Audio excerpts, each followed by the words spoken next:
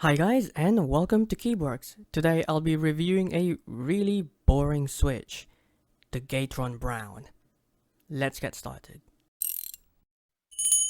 Now I mentioned that this is a boring switch. That's because it's essentially a Cherry MX Brown but smoother. That's it. Um, that's the only difference. Everything else is basically the same. And that's it guys. The review is over. Thank you for watching. See you again in 2 weeks' time? Yeah? Awesome. Okay, fine. As boring as it is, I need to give it a fair review. So let's start with something I forgot to show in the last video. The switch internals. Starting with the top housing. As you can see, it's a fairly standard top housing and it says Gateron on top. Next up is the bottom housing. Again, nothing special, it's just a white housing. Now for the spring, and finally the stem. And that's what makes the Gateron Brown switch. Now, as you can see from these force graphs, the Gateron Brown has a very similar force curve to the Cherry MX Browns. They really are that close, but notice how much smoother the lines are for the Gateron switch. It might not look significant, but the Gateron switch is much smoother in comparison. I don't know why it looks scratchy towards the end here, because none of my switches were that scratchy. With that said, resources to these graphs will be in the description, so be sure to check that if you're interested. Now, for the categories. It's smoother than an MX Brown by 3 points, meaning this switch gets a 6 out of 10, making it the smoothest tactile switch I've reviewed to date, and you'll see what I mean by that by the end of the video. Weighting is definitely light, very light in fact. The switch actuates at 37 grams and has a peak tactile force of just under 50 grams. Again, very similar to the MX Brown in this regard. It gets a 4 out of 10, below average for sure. As it's a tactile switch, sound isn't the main focal point, but at least it doesn't sound bad, so I'll give it a 5 out of 10. Now, for the typing demo. Enjoy.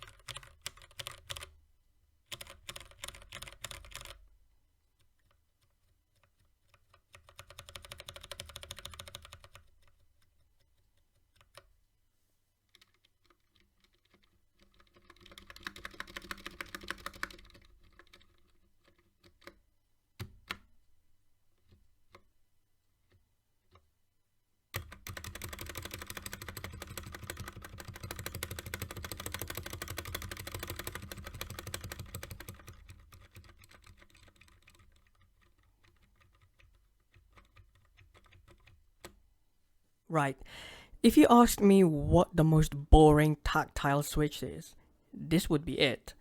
And the funny thing is, it's not even tactile, which again is a similar trait to the MX Brown. Ugh.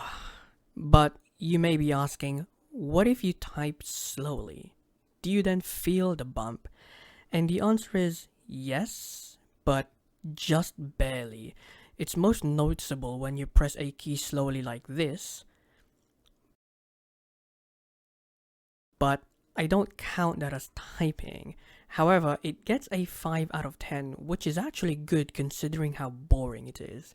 But if this was any scratchier, it would have received a 4, no doubt. Gaming performance isn't too bad, as it's almost a linear switch anyway. You're really only going to notice the bump when you're creeping behind an enemy in a stealth game or something, or when you're parking your truck in Euro Truck Simulator 2 for example. With any other game, you don't feel the bump at all. It still gets a 6 out of 10 from me, as it is a smooth switch. It's suitable for gaming, sure. If, for whatever reason, you happen to dislike fully linear switches like the Gateron Red, then here you go. So in conclusion, with the right amount of lube, I'm sure you can make these into very smooth linear switches. Right, honestly, the final score is 26 out of 50 or 52%. Here it is compared to other tactile switches I've looked at. It gets beaten by both the TTC and the Greetic equivalent. It's also second to last in my overall rankings, not looking too good. Anyway, next time I'll be looking at another tactile switch. Yeah, I know, as if I'm not disappointed enough. Until then, take care and goodbye.